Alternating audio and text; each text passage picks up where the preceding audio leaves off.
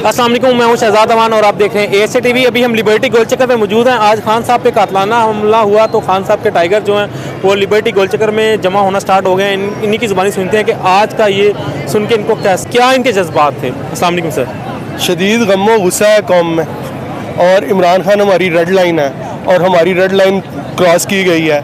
अब ये इंतज़ार करें इनकी रेड लाइन कैसे क्रॉस होती है। अच्छा सर, खान साहब का पैगाम आया हॉस्पिटल से कि मैं बिल्कुल ठीक ठाक हूँ, मैं इंशाल्लाह घबराने वाला नहीं और मैं कल फिर जो है इस्लामाबाद के लिए निकलूंगा। तो आपको क्या लगता है कि आवाम उतनी ही निकलेगी या और ज़्यादा आवाम जो खान साहब के साथ जाएगी इस्लामाबाद की तरफ? अब तो इमरान खान के टाइगर ऐसे निकलेंगे कि इमरान खान के मुखालफिन को समझ नहीं आएगी। तो सर आज जिस बहादुर माँ के बेटे ने खान साहब की जान को बचाया, बड़े सानिया होने से बचाया, उनके लिए क्या अल्फाज हैं आपके?